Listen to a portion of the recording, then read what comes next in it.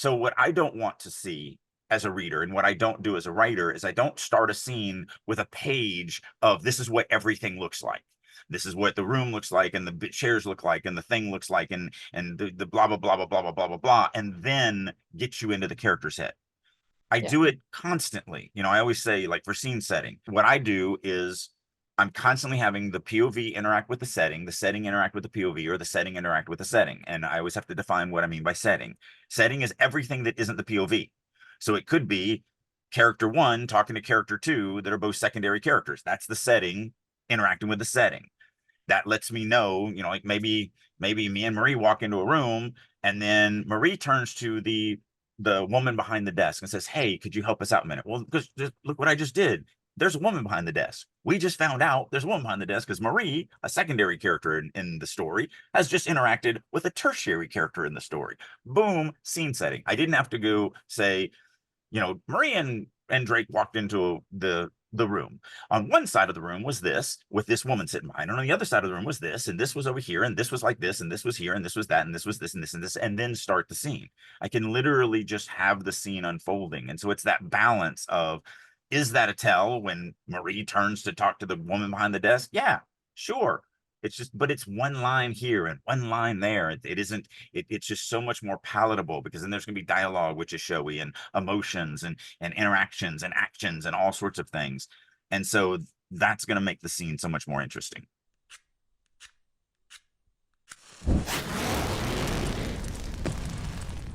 Releasing your inner dragon.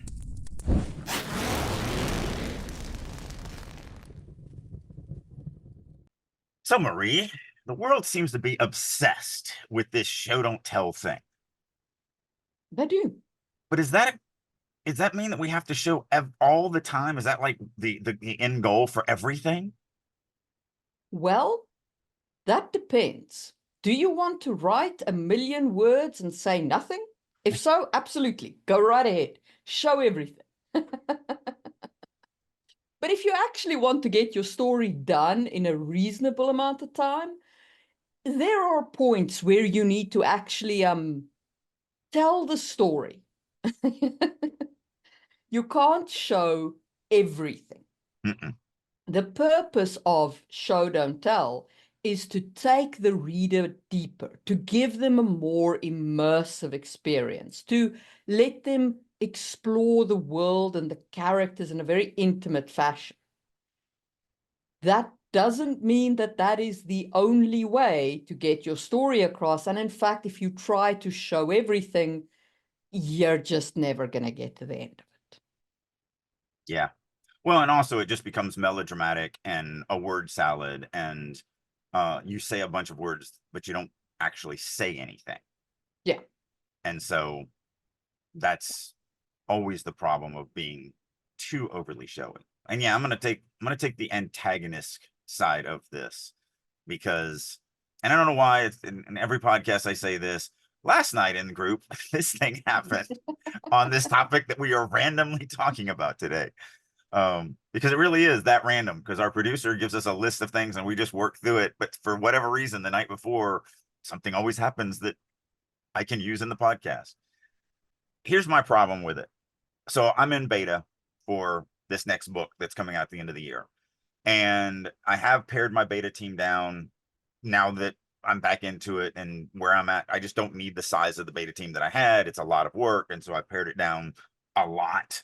Um, it's still probably more than it should be, because it's, a little over 35, I think. It's probably too many even still. But one of the things that I've noticed is, and if you've read me, you know that I'm a very immersive, very showy, very sensory heavy, detailed writer. Um, and yet still, these, and you can always tell where these other people are on their journey of learning the craft of writing, because most of my beta readers are people who are also trying to become writers. And the ones that are just learning show don't tell, I can tell that this is what they're working on in their craft, because they'll go through and, they'll have 3 pages of just dripping, immersive, showy, emotional goodness. And then there's, one line where I'm just like, blah, I just tell you something. And they're like, circle it, and they're like, oh, this is a tell. You need to get rid of it. You need to rework this whole thing. And I'm like, no, I don't.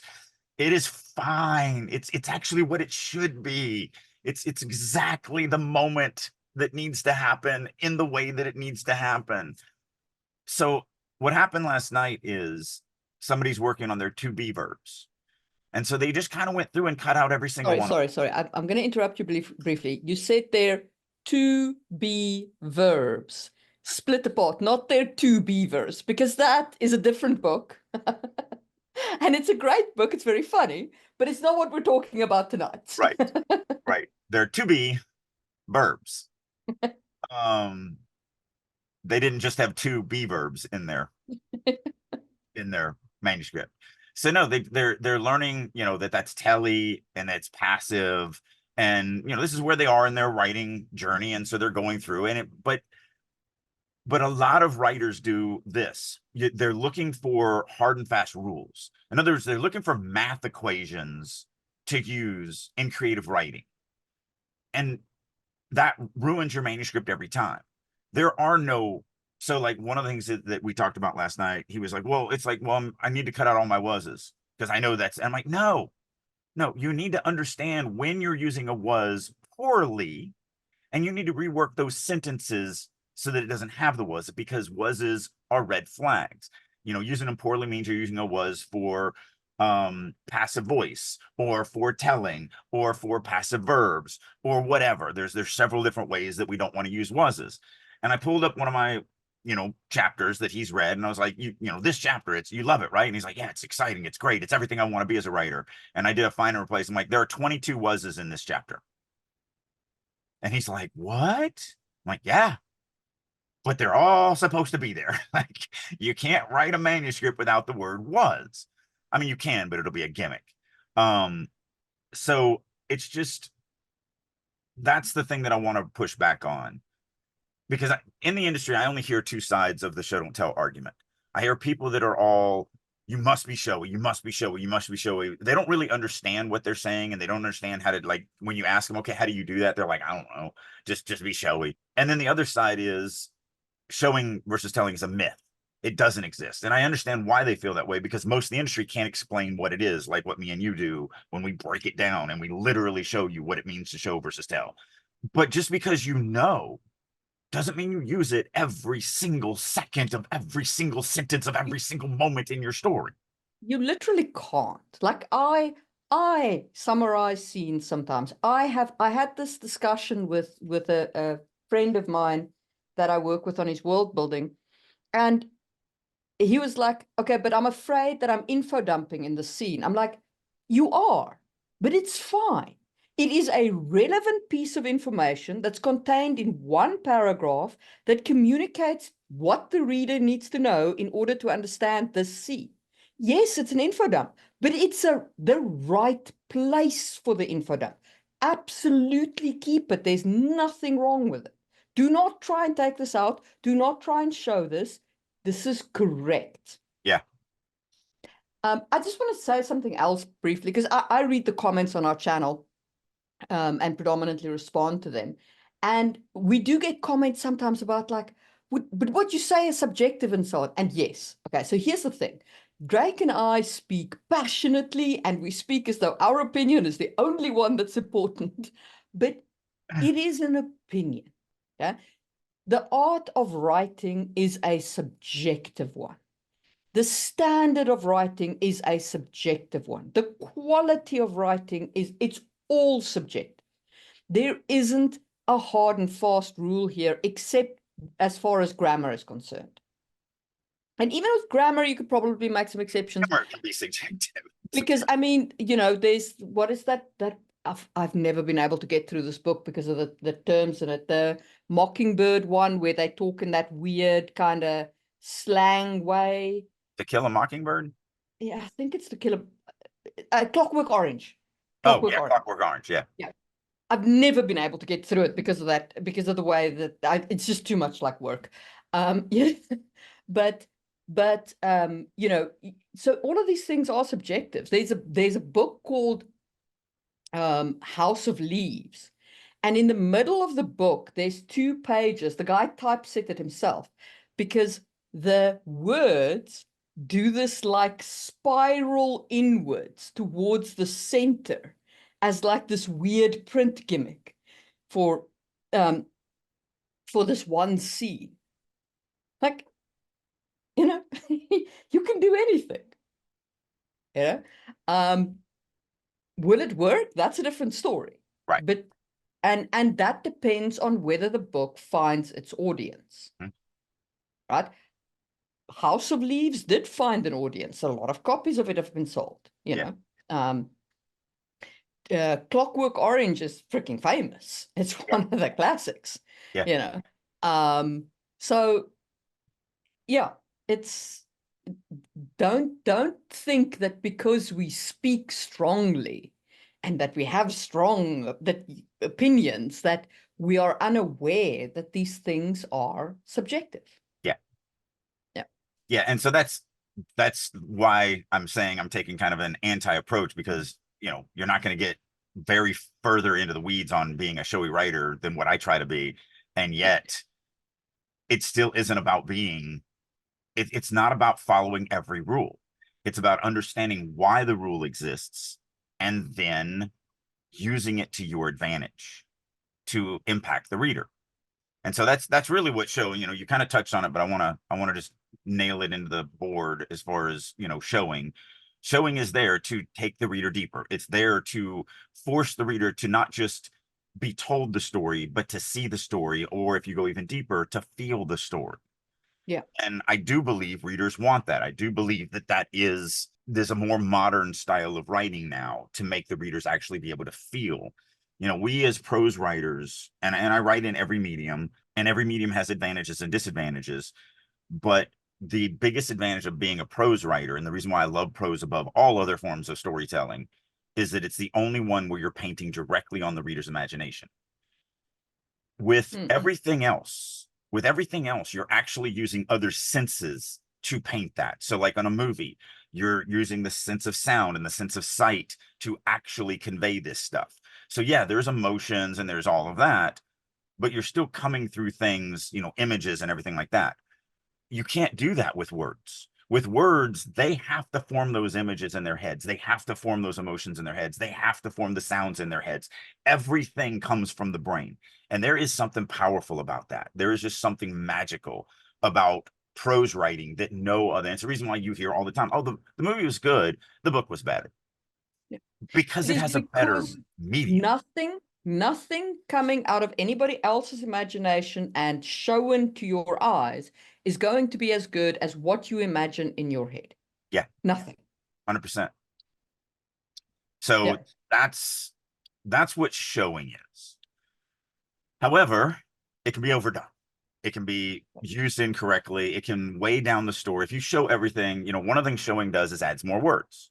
When you add more words, you're slowing the pacing down of your story sometimes, not always. Yeah. Because it gets really weird. So like when I'm writing action scenes, I am actually adding more words, but they feel faster. But Yeah. that's in how you construct your sentences and your word choices and everything else.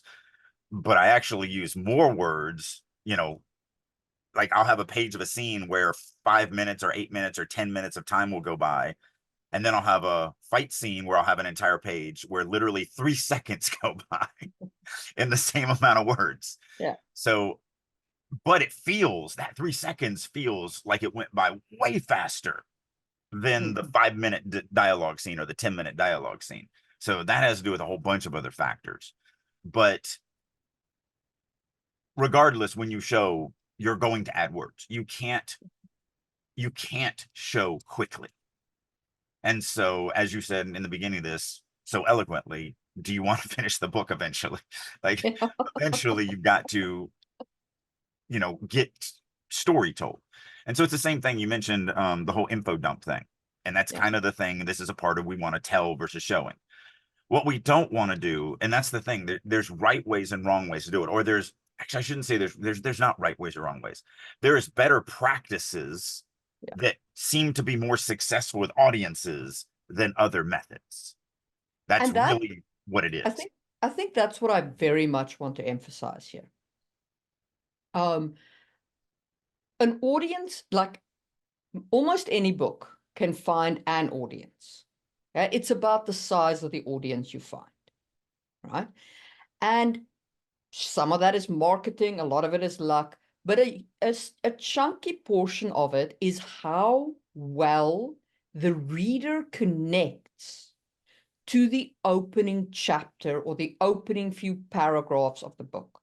Like how, and I'm saying this specifically because an easy connection for the reader is connecting them to a character, right? It is an easy connection to form between a reader and a character, is to be like, this character, kind of like you, can you associate with them? Are you interested in their story? But it doesn't have to be the character that you connect to. You can connect the reader to the plot. You can connect the reader to the philosophical elements. I mean, unlike Drake, I do read the classics. So I have read Camus' The Stranger multiple times.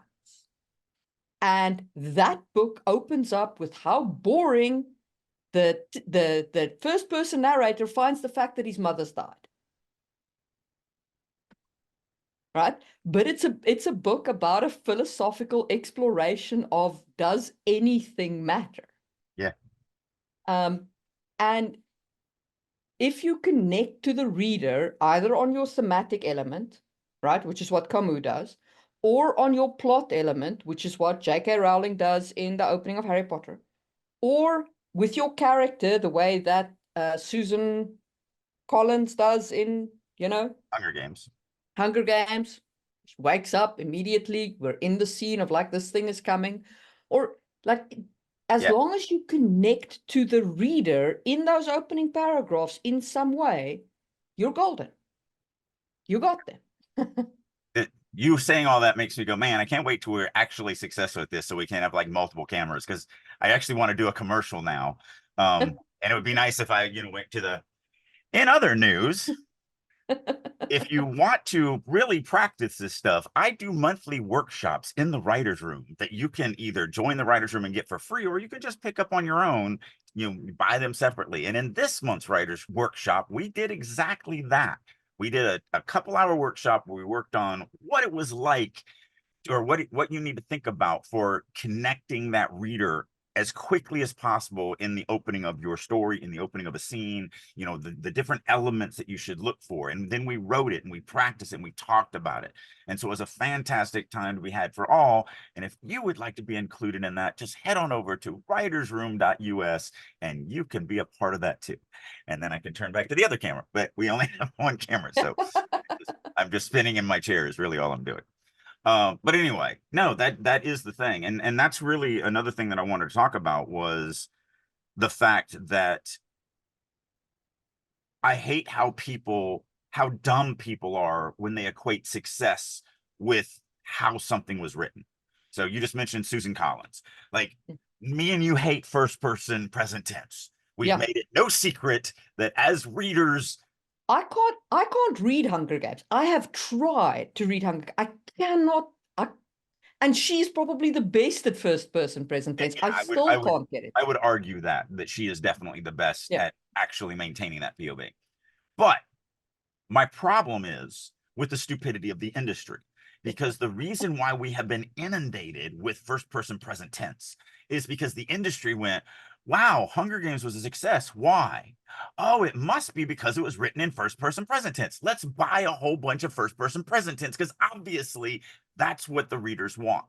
Like, no, it was a great story that connected you quickly, that you cared about the character, you cared about their plight, it sucked you in, it intrigued you, it stoked your imagination, it lit a fire under your emotions, it made you want to read it. That's why it was successful. It also was one of the best books in terms of actually maintaining cliffhangers that don't annoy the reader. Yeah. So a friend of mine calls it the Katniss in a tree factor. Right? She says every chapter there's a threat that resolves, but the chapter ends with Katniss in a tree, and you're going, what happens next? Yeah. Well, and that's what I try to do in all of my chapters too. 100%, but you don't maintain that level No. of like continuous danger, right? Because that book is basically just one danger level from one to the next. But I mean, that is also different in genre, right? That is very much an adventure fantasy genre, and it is a magnificent adventure fantasy genre from that perspective, Yeah. right? Epic fantasy is slower. It just is. Its nature is slower because Because fans want to learn more. They want to immerse take, themselves in the world. you need to take your time, explore the world, do a little bit more like culture building and so on. And that's fine. Like these are just different genres. There's nothing wrong with them. Yeah. But that Katniss in a tree factor kept fans all the way through, right? Yeah. And she did cliffhangers right. She didn't do what annoys me, which is like, let me just chop my scene off in the middle. No, that's not a cliffhanger. A cliffhanger is when you resolve the conflict of the scene and then start the new conflict. Yeah. Yeah. But And that's a topic for a different podcast. yeah. But my point is that so many people do that. So like during the research that our producer gave us in watching videos, Yeah. one of them brought up Harry Potter, and I've heard this before, so this wasn't the first time I've heard it. Yeah. In the argument of no, telling is good storytelling, because Harry Potter, its opening couple of paragraphs are tells, and so obviously Harry Potter was successful because it starts off with a paragraph of tell, and had it been started off with a paragraph of show, wouldn't have been successful. And I'm just like, you're an idiot. So Not that YouTuber, but I'm yeah, just saying, yeah, thinking yeah. that way is just dumb to think like that, because it had nothing to do with that. If it started off in a show, it would have been just as successful. Because again, it's a story that resonates with the audience, period. It And just is I better. do have to talk about just briefly on the topic of Harry Potter. I know that it is a beloved book. Many adults have read it and all the rest of it. But it is a book aimed for middle grade. Yeah. Yeah. The first book absolutely reads like middle grade. It reads like a slightly older, more growing up kind of Hardy Boys, Yeah. Enid Blyton kind of book with fantasy. And then, like, I'm not throwing stones. I'm not saying you're wrong to like it. I also have read Harry Potter multiple times. Like, Yeah. but my point is that talliness is very typical of that genre because you are writing for younger readers. Yeah. And younger readers need a more clarity of description. Yeah. Now, she did do very well to make those opening paragraphs very engaging despite being telling. Now, someone in the peanut gallery just said something. And by the way, if you would like to join us, actually, I should do that.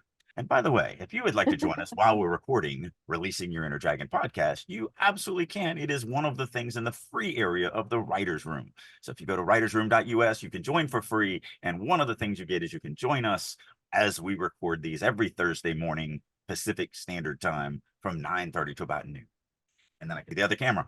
That's gonna be my thing now. I'm just gonna turn to my imaginary second camera. So I'm actually talking about the second chapter. I'm not talking about the opening chapter when I'm talking about this at all. The opening chapter was omniscient because the POV was a baby and it had to be written in a completely different POV. I'm actually talking about when we open the story and Harry is under the stairs and he's waking up, and the Dursleys are getting ready and all of that. So that's what I'm talking about. The opening paragraph. I mean the opening paragraph of that chapter, where we are in the story, where we are in third person limited, where we are there. It opens up in a very telly paragraph that with absolutely no show whatsoever in it. And that's not the reason why Harry Potter's successful. No. It's not. It would have been the exact same level of success had that first paragraph been showy.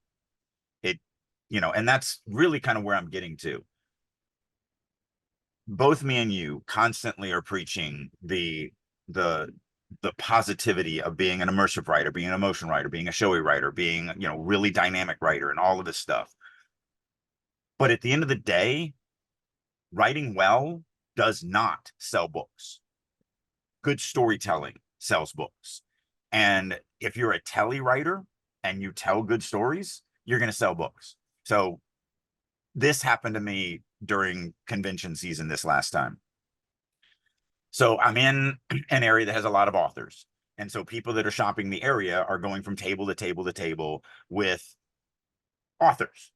And so every author is trying to sell them their book. And I'm trying to sell them my book too. I'm not gonna lie. But I'm listening to everyone else, and everyone else is doing the marketing thing. They're like, oh, read the back blurb of my book, which is a marketing piece. And if you're traditionally published, you don't even write that. It's just it's an exciting thing to try to get you hooked into the story. And that is a good thing, because again, I just said it's the story that people want to read, not necessarily the writing. But this time I chose to take a different route because I had been listening to this marketing pitch the whole way. So I decided to give a non-marketing pitch. And so when they came up to my booth, I would say, hey, look, I don't have a marketing pitch for you. You can read the back blurb if you want, but that's just marketing. What I recommend, and I would hand them the book on page 1. And I would say, what I recommend is read a page or two. If I can't show you that I'm a good writer in a page or two, then you probably shouldn't buy my book. Every single person who read it went, wow, you're a really good writer. Now, every person that read it didn't buy the book. About half did. Maybe even a little bit more than 50%. I wasn't keeping track of like what my percentage was, but it was at least half would be like, yeah, I want this. I want to copy this. I mean, I'm at a fantasy convention. The vast majority of the people there are fantasy fans. But a lot of them are, the other half of them were like, wow, this is like, oh my goodness, I feel this scene. It's not my thing. I'm not, this is not a book that I would read, but wow, you can read. And they didn't buy. And the eye-opening experience for that for me was, again, good writing doesn't sell books. Good stories sell books, what they're interested in. It is a very subjective thing. And so because, and I am taking risks in that book. I start you in a non-human character. I start you in a fairly slow way. There's some risks that I'm taking for that opening chapter, and I'm fine with it. I'm happy with how I start that book. But to cold call people who've never heard of me and hand them that as my opening chapter, as the opening thing that they're going to read from me, is definitely taking a risk. So yes, you should write well, but why? Why, if good writing doesn't sell books, then why should we be pushing ourselves to it? Because it cuts through the noise. There's so much white noise out there. It does separate me from the pack. It does make people who would be interested in my story, but also interested in the person's next to me story. It makes them make that choice easier because they go, I'm interested in both stories, but man, this one's well written. I'm going to get this one. And so it does help me cut through that white noise. And it also keeps them coming back because they know they're getting a high quality of work. Whereas if the writing isn't as immersive, isn't as emotional, isn't as gripping, they may put the book down and forget to come back to it. I mean, we've all done that. We've all been in a book that was enjoyable. We were having a good time with.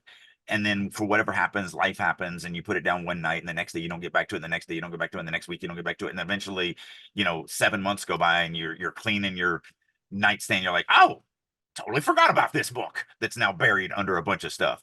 And you're like, I don't remember anything about it. So I would have to restart it, but I don't remember that it really, you know what? I'm just going to put it on my shelf. And if you don't finish somebody's book, you'll never buy their second. So I do just want to get us back on track on when to tell. So we've discussed why it's a myth that you should all tell or all show. You need a combination of the two. So to bring us back on track, when is telling better than showing, in your opinion? There's actually quite a few reasons. The biggest would probably be when it's redundant. If you've already shown something and then you're coming back to the same thing. Maybe you've already shown a character and you're bringing that character back in, or you've shown an event. In my show don't cover class, I talk about I use this monster attack in the beginning, and then when I get to this point, I talk about, but now Drake is going to tell his wife about the monster attack. We don't want to show him telling his wife about the monster attack because we were there. We lived it with Drake. So we literally are good with Drake just going, the narration just going, and then Drake told his wife about the monster attack. Because we already lived through it. We know all the emotions of it. So that would probably be one big way. Yeah, absolutely summarizing 100% tell. Do not try to show, characters informing other characters about things that the audience has already seen. The only time when you want to do that is when the other character's reaction is going to tell the audience something. And even then, summarize what they say and then just show the reaction. Right. Yeah. Right? Still don't repeat the information. But so flip between it. But you never want to give the audience the information twice. And this goes back to what, the people that do it, they always have the same reason or similar reason where they're like, but this character doesn't know the information. The character needs to be told. Right. The character needs this information. It's like, the character's not real. They don't exist. They don't need anything. Literally, the only thing that's real is the reader, and they already have the information. So all you're doing is giving the same information to the same person. The character can be told off screen and can act as though they already know the information. And you know what? The reader will go in their head. They'll be like, oh, they must have told them during one of the scenes that is not on the page. Yeah. You could literally, the scene that I was just talking about, you could literally, start the scene with, Drake was sitting at the kitchen table eating a bowl of cereal when his wife walked in. I can't believe you survived that attack. It sounded horrendous. And you're like, oh. He must have told her last night when Drake he came told her about that thing. So yeah, it's because there is only one thing. There's only one thing, and that's the reader. Yeah.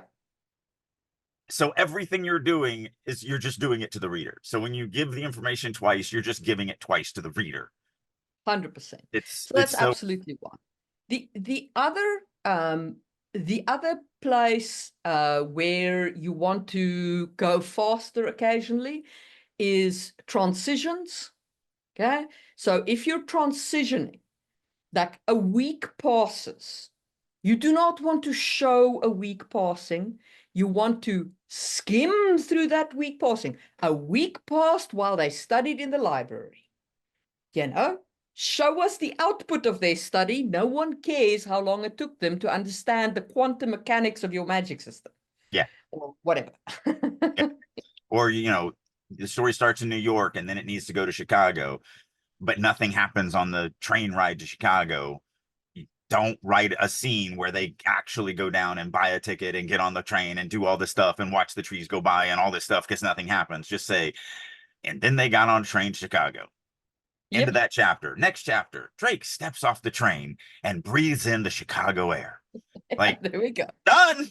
Yeah. We're there. So absolutely, transitions are great. Then the other place where people recommended. Wait. Yeah. There's more transitions in that I think. So like one of the and just transitioning in a scene. So like I will transition from like in the moment to more of an esoterical kind of introspective moment. And then and I'm very big on making sure that I transition both out of the scene, the moment by moment play into a more introspective and then back. And I will usually do something cheesy like, a loud bang ripped Drake back to the current situation or something like that. Because it's all about the reader. And so I want the reader to know, hey, I know I kind of went off the deep end on, Drake imagining this other stuff or thinking about this thing or wondering about whatever. And I took you down this mental path, but you know what? I need you back here. And I'm not just going to slam you in the face with you're just back here. Unless, sometimes that actually works. It depends on what's going on. But most of the time it's just, okay, now let me transition and bring you out of this introspective and back into, we're in this room, we're doing this thing, and I'm going to do it. So a little telly line to do that transition works beautifully because again, the only thing that's real is the reader and they just need a moment to go, oh, right. Okay. We're back now in the thing. And so a little telly line works great for stuff like that. Yeah. And the same applies to, like you said it with the travel thing, the same applies to things like meals, unless the meal is important in some way, unless you're going to world build through food, which I often do, unless you're going to have an important conversation on the meal, which I They often had do. dinner. Which, yes, to be fair, often, but it doesn't, like, you can just go, they had dinner. Yeah. Look at that. They had lunch, whatever, you know? Like, And you can also do um, that stuff off scene and assume that they did it. yes.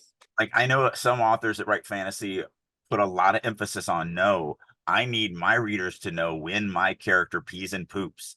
And I need to make sure that I put that in there because they're a real person and as the little book says, everyone poops.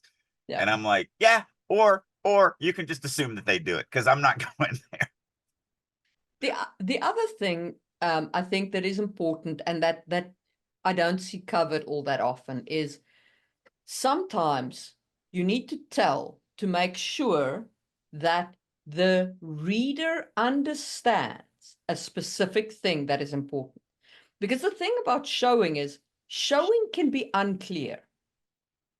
Okay. Because if you show, like, let's say you show your magic and whatever, okay, the reader gets a good grasp perhaps of how the magic works and so on. But that's never going to have the clarity of, like, this is how it works. Right. And if you have a very and a thing that is absolutely critical for the reader to fully comprehend, it is worth putting in like a paragraph, a line, or something that just makes it clear to the reader, like, this is the thing you need to understand. Yeah. The only thing that I will caveat that, because Yeah. this is where, so like, if you go back and find an out of print copy of my first book, Mm. I will do this a lot where I'll show and then tell. Yeah, don't do Now, for that. stuff like this, that is just because of one of two things, and usually both. Mm. One, you're not confident enough in your writing ability. So you're like, I showed, but I don't know if the reader is going to get it.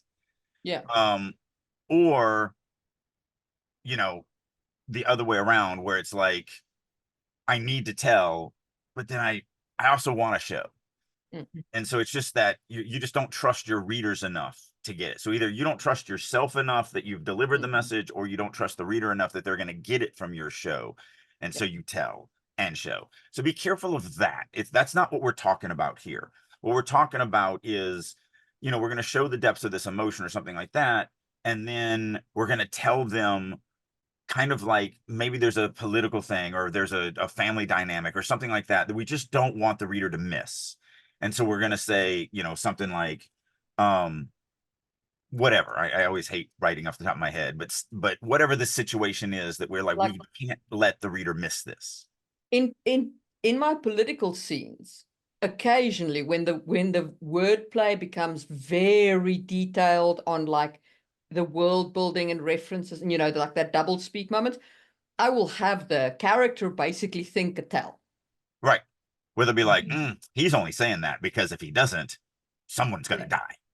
Like, because you just Yeah. don't quite, it's so Because important that we it's very want to go ahead and important that, double dip. yeah, you don't want the reader to get lost. And the problem with those kinds of scenes are they are so dependent on knowing the details of the world that you might have forgotten if you're a casual reader, that I don't want to have the reader go like, "Oh, what does this mean again?" So I give them that information right there. Yeah. Um, but So yeah, there's another way that I never see anyone talking about tells. yeah. And I've never seen this. I've actually never even heard anybody even talk about this outside of me. Um, Another thing that I use tells for is to give the reader permission for how they're feeling. So let's say something happens in the story and the character reacts in a way that is just really odd. Like you're like, you as the reader are thinking, this is really odd that this person is doing it. The problem with that is that a lot of readers are going to blame themselves for that feeling. They're not going to go, oh, wow, this character just overreacted for no reason. So obviously, something that was said pushed this character the wrong way, or, if this is a touchy subject for them or whatever, they're going to go, oh, I missed something. Let me go back and reread because this is really out of context. And so it's obviously me, the reader, who has done this. So doing a little telly line, and a lot of times it'll be in the narration or the character thinking of, the character then goes, wow, that was an overreaction. Yeah. And then what that does is it actually gives the reader permission to know that they're feeling right, that they're actually feeling what they should be feeling, that, wow, that was an overreaction. Like, so that they don't, because I don't want them thinking that they've done something wrong. I want them focusing on the fact that the character overreacted. And some readers will absolutely just follow through that, hit the overreaction and go, wow, this character's overreacting.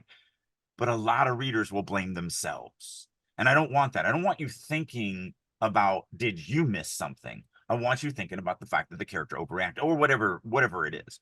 And so I do like those little tells in there because it literally gives the reader permission to feel like they're like, wow, I'm really confused. I don't know whose head I'm in. And then the character goes, wow, I don't know whose head I'm in. And you're like, oh, okay, cool. I should be feeling the way I'm feeling. Or that was an overreaction, or Yeah. this seems bigger than it should be, or whatever it is. Whatever, there's a million ways that does it. But those little, and it is a little telly line, but it's just that little moment to tell the reader, hey, I just made you feel a way that you probably are confused by, or feel that you shouldn't be feeling, but the character feels that way too. So you're good. Like, and that's all that is. And I just don't think anybody thinks about that when they think about some really good ways to tell within the writing. So yeah, I agree with that point very much. And I think we've covered more or less why you would sometimes want to tell. But I also want to talk about how to tell without losing the reader. Like how to tell in a way that keeps the reader engaged. And one of them we've already touched on in every example that we've given, which is balancing the techniques, right? Give me some show and then move me through the tell, or give me a tell that leads into a show and give me the show. Summarize what is being said and then give me the emotional reaction, you know? And you can absolutely do that in a balance. But I think another way is to make sure that your tells have got good, strong language, that your tells are still written in an engaging fashion. And if you would like more hints on that, in a past episode of Releasing Your Dragon, we actually did an episode on using strong verbs. So you should probably check that out in a past video. But yeah, so you can if you think again on that first chapter of Harry Potter, the reason why people hold it up as a good telling is because it was interesting, Mhm. right? It says it sets up this perfectly normal, boring family, and Yep. then goes something strange and mysterious is going on. Right. And 100%. that is the hook, Yeah. right? That's what you've got going on. And so when you're telling, that doesn't mean that you should write, they had dinner, Right. they enjoyed a sumptuous dinner, they ate magical pheasants, like whatever. It's still make sure that you're writing in an engaging fashion, even when you're telling. Yeah. And then I think the biggest mistake that a lot of new writers make is I don't think they understand kind of what we mean when we say show versus tell. Because Mm. they're like, well, I mean, the room has tan walls and bookshelves running along the wall. How do I show that? Well, it's a description.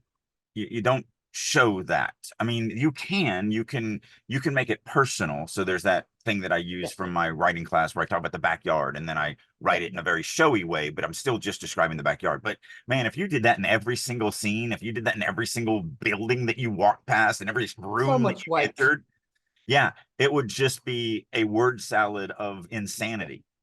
So you only do that like in that scene. He's in his backyard from his childhood. His father Mm. is dead.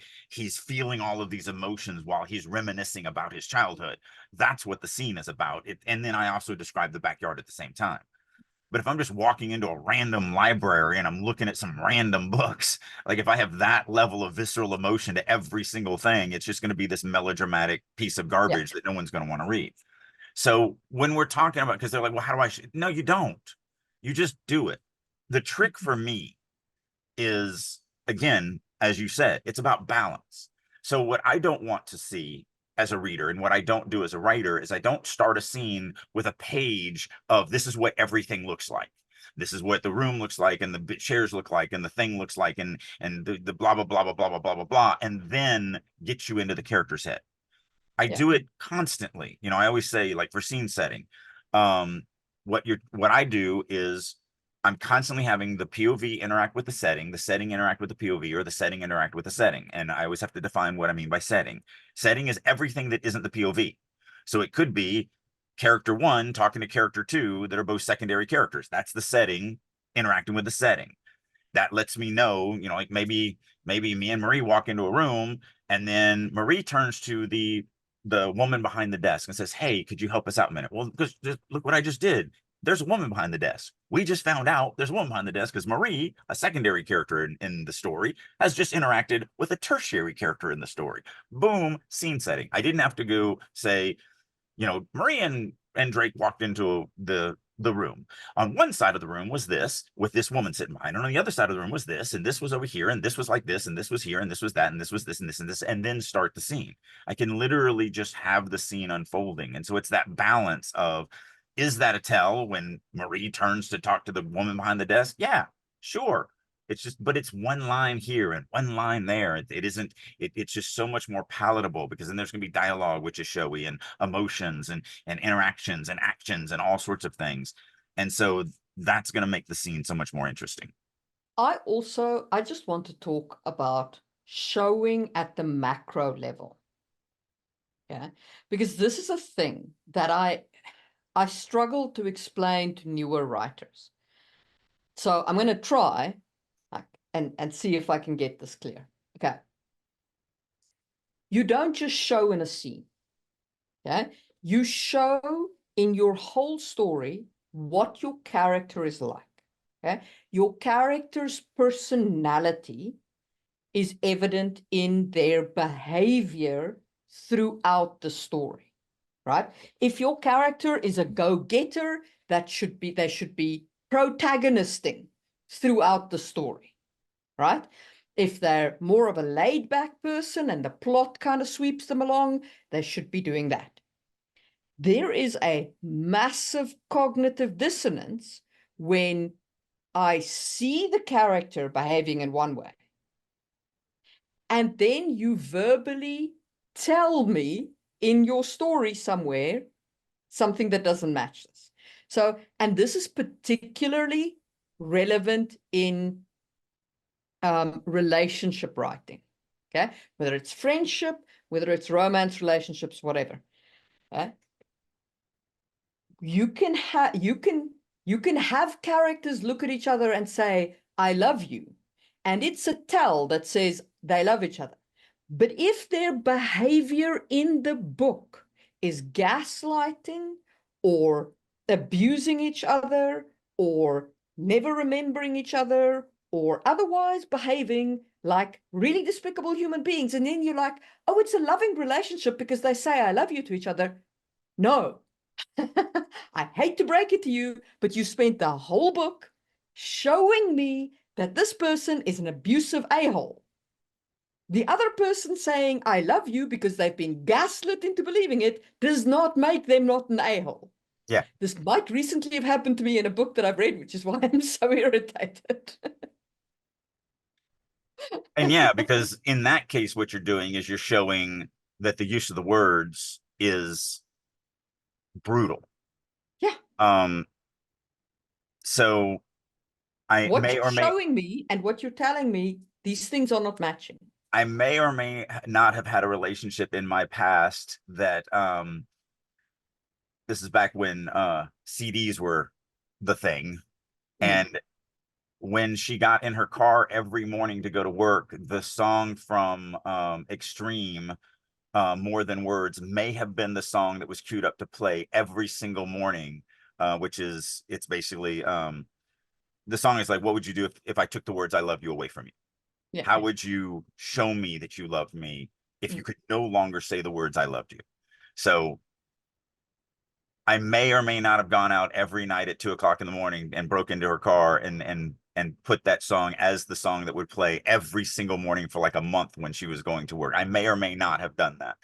But yeah, that's the exact thing. It was, I was in a relationship that she showed me that she, things other than love, but she thought that because she said the words that it should be fine. And so I was trying to be poetic and say, you don't get those words anymore. Like if we're going to be in a relationship together, show me that you love me. Don't just keep telling me this, because the actions that you do are different from just the words that you're saying. We're not together anymore.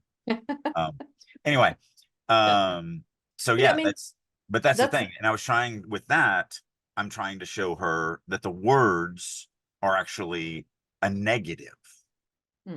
There, so if this author was doing that and trying to show, because that would have resonated well with me, because I did live through that relationship. So So tragically, this author was not.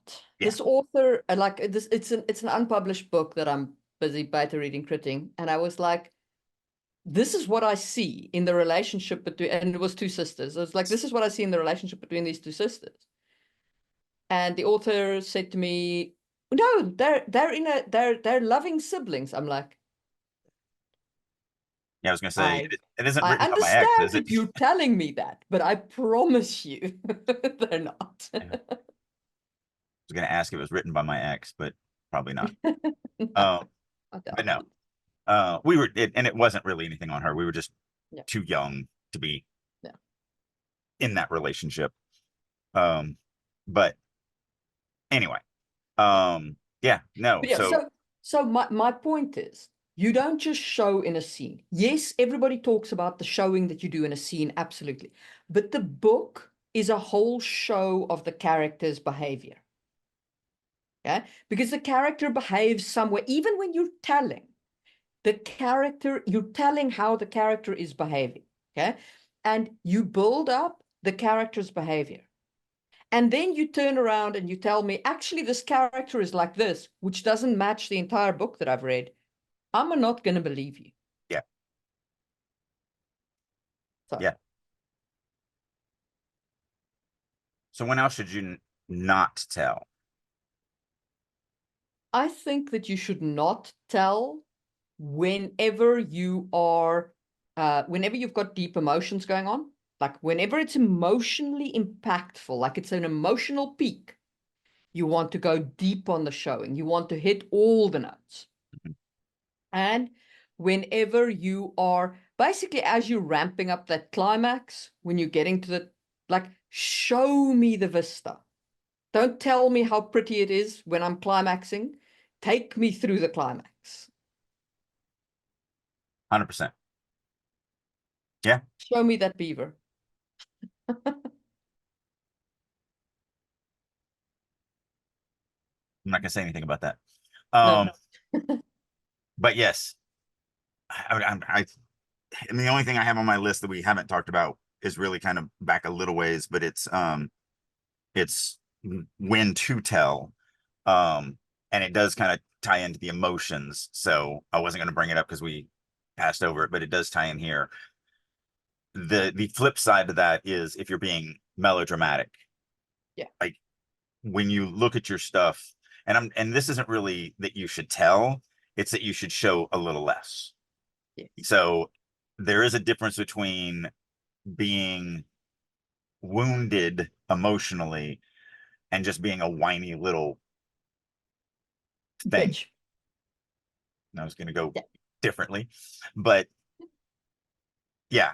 So, and I don't mean you should tell there. I don't mean you should go, oh, well, let me go the other way, because that's just pendulum swinging to the other side. It just means tone it down a little bit. Like, we don't need rivers of pain and anguish and, you know, I mean, all of unless this of stuff. course we do, right? If Oh, I mean, for example, let's say that your wife died. Like I yeah, would expect rivers of anguish. I would expect the anguish to be drooping off the page. You know. yeah, let's not go there. Yeah, But that's my point. yeah, yeah, Yeah. I don't know. But yeah, there could be.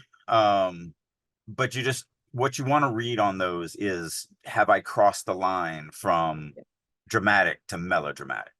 Yes. You want to be dramatic and you want to push it in a case like that. You want to push it to the absolute limit of being very richly dramatic. But just know that in all dramatic scenes, there is a line. And when you Yeah, cross that line, you cross into melodramatic territory. And yeah. then it becomes annoying. So it becomes yeah, right, dude, your wife died. Get over it. Like, dear God. Like, Yeah, we know, we get it. And you don't want your readers feeling that way about your character, their feeling of 100%. their passed away wife. Yeah, Like, that's not where we want to be. And there is that line. You can push it to that, even on something as heartfelt and as touching as that. You can push it to the point of, okay, great. No one cares anymore, because you've just inundated them with that. So that's, and again, it's not about telling, it's about just backing off the showing so that you're not crossing into that melodramatic area. 100%. And I think that that's a pretty good place to end this episode. We'll see you We next will time. see you soon for another one. Bye. Thank you for tuning in. This is Marie Mullaney, your co-host on this literary adventure. Our goal is to provide you with valuable insights and discussions on writing. If you believe in our mission, please like and subscribe our podcast.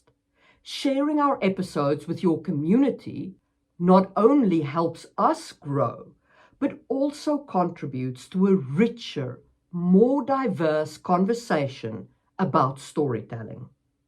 We appreciate your support. For a deeper understanding of the topics we've discussed, head over to Just in Time Worlds on YouTube. It is a treasure trove where fantasy meets history and science. Every Tuesday, you'll find new videos that delve into the intricacies of world building, drawing from our rich real-world history. Whether you're a writer, a role player, or just a fantasy enthusiast, Just in Time Worlds offers unique insights that will enrich your perspective. Check it out and join the journey of crafting incredible worlds. If you are ready to take your writing to the next level and work with a group of highly motivated, dedicated writers who are all working to not only improve their writing, but improve your writing, plus you get to work with me on a weekly basis, then I'll encourage you to check out writersroom.us. This is a website that I have created that I really wish I had 30 years ago. It's everything a writer needs to become a better writer. Not only do we do weekly critique sessions, both from other members as well as me, we have daily writing sessions, I do monthly classes, Q&As, we have activities, I do all sorts of learning exercises, such as I do a quarterly writing prompt contest, and just tons and tons and tons of things. So if you're ready to get serious about your writing and you want to actually finish that novel and have a chance of it being published, then I encourage you to head on over to the Writer's Room and join me there. And as a special promotion for listeners of Releasing Your Inner Dragon, I'll go one step more. If you would like to get 50% off for 3 months, reach out to me. There's a million ways you can do that. You can do it through starvingwriterstudio.com, drakeu.com, any of my social medias such as LinkedIn, Instagram, Facebook, X, whatever. Reach out to me, say that you would like to check out the Writer's Room for 50% off, and I will send you a link that will allow you to do just that. So hopefully you're ready to start getting serious about writing, and I'll see you in the Writer's Room.